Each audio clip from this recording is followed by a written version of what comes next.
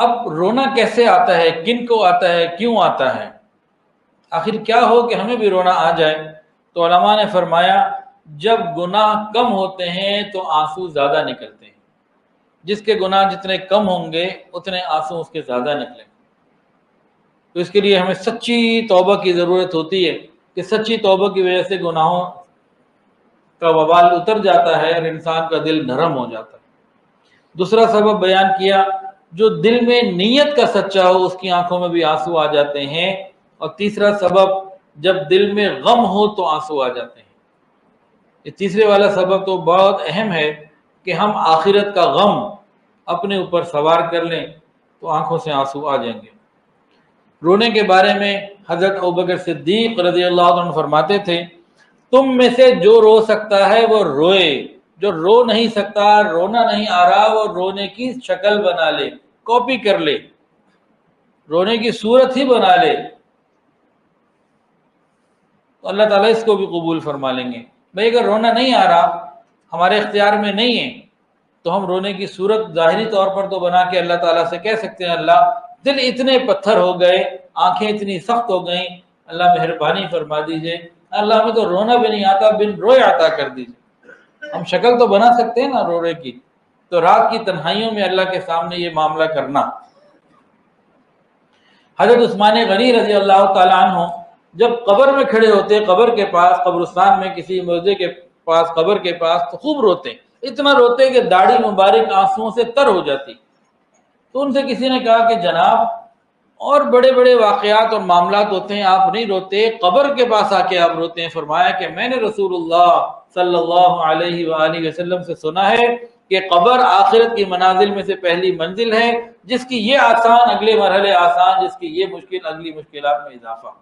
تو اس کو سوچ کے رویا کرتے تھے۔ حضرت عبداللہ ابن مسعود رضی اللہ تعالیٰ عنہ نے ایک شخص کو نصیحت کی، نوجوان کو، اور یوں فرمایا کہ اپنے گھر میں رہا کرو، اپنی خطاؤں کو یاد کر کے رویا کرو، اپنی زبان کو بند رکھا کرو۔ سری سقطی رحمۃ اللہ علیہ ایک بہت بڑے بزرگ گزرے، حضرت سری سقطی رحمۃ اللہ علیہ اولیاء کاملین میں سے ایک بڑے ولی گزرے۔ فرماتے ہیں کہ میں ایک دفعہ واز کر رہا تھا تو دوران واز میری زبان سے ایک جملہ نکلا، عجبا لضعیف یعصی قویہ، عجبا لضعیف یعصی قویہ، تعجب ہے اس کمزور کے اوپر جو قوی کی نافرمانی کرتا ہے۔ بیان کے دوران، خطبے کے دوران کی زبان سے بات نکلی، عجبا لضعیف یعصی قویہ، تعجب ہے اس کمزور کے اوپر جو قوی کی نافرمانی کرتا ہے۔ تو دیکھا ایک نوجوان جو خوبصورت لباس میں اور بڑے خدام کے ساتھ آیا ہوا بیٹھا ہوا تھا، وہ اٹھا اور چلا گیا۔ اگلے دن وہ اکیلا آیا، لباس بھی مناسب، سادہ سا، کوئی خادم بھی ساتھ نہیں، اور آ کے کہنے لگا حضرت کل آپ نے کیا کہا تھا؟ اس کا کیا مطلب ہے؟ فرمایا کہ میں نے تو یہی کہا تھا، عجبا لضعیف یعصی قویہ، تعجب ہے اس کمزور کے اوپر جو قوی کی نافرمانی کرتا ہے، کہ انسان سے زیادہ کمزور کوئی نہیں، ایک ایک سانس آنے جانے میں یہ محتاج ہے اللہ رب العزت کی رحمت کا، اور اللہ تعالیٰ سے زیادہ قوی کوئی نہیں، تو اس ضعیف کے اوپر تعجب ہے کہ اس کی نافرمانی کرتا ہے۔ تو اس شخص نے کہا حضرت مجھے توبہ کے کلمات پڑھا دیں، میں توبہ کرتا ہوں۔ اس نے توبہ کی اور اللہ تعالیٰ سے معافی مانگی، اور اس کے بعد اپنی زندگی کے رخ کو بدل دیا۔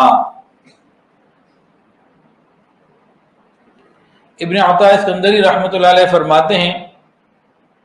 کہ میرے بندوں سے، ان کے دل میں اللہ تعالیٰ نے الہام فرمایا، ابن عطا اسکندری رحمۃ اللہ علیہ کے دل میں اللہ تعالیٰ نے الہام فرمایا کہ عطا میرے بندوں سے کہہ دو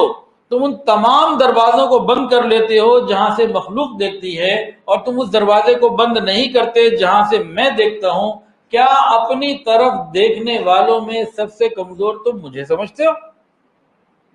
عطا میرے بندوں سے کہہ دو، یہ بھی گناہ کرنے لگتے ہیں، نافرمانی کا ارادہ کر لیتے ہیں، تو ہر اس دروازے کو بند کر دیتے ہیں جہاں سے کوئی مخلوق دیکھتی ہے، لیکن اس دروازے کو بند کرنا بھول جاتے ہیں جہاں سے میں دیکھتا ہوں، کیا اپنی طرف دیکھنے والوں میں سب سے کمزوری مجھے سمجھتے؟ دروازہ ہل جائے، پردہ بھی ہل جائے تو انسان گناہ کرتے ہوئے ڈر جاتا ہے، لیکن اللہ کا خوف اتنا بھی نہیں کرتے۔ ہمیں چاہیے کہ ہم اپنی خطاؤں پر نظر رکھیں، قیامت کے دن کو سوچا کریں، ہمارا رونا ہو جائے گا، آنسو آ جائیں گے۔ قیامت کے دن کا یہ خیال انسان تنہائیوں میں جائے اور یوں سوچے، ہائے اس دن کیا ہوگا جب میرا اعمال میرے والد صاحب کے سامنے کھولا جائے گا،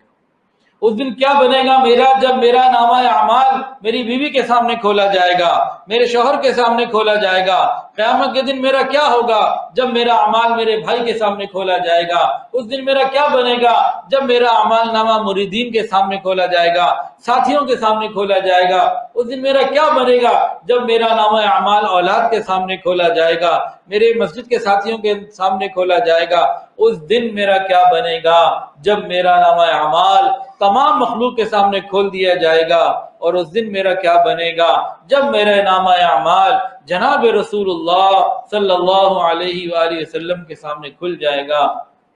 کبھی ان چیزوں کا راتوں کو ہم سوچیں، خیال کریں، تو پھر رونے کی شکل بنانا بھی آسان اور آنکھوں سے آنسو نکلنا بھی آسان۔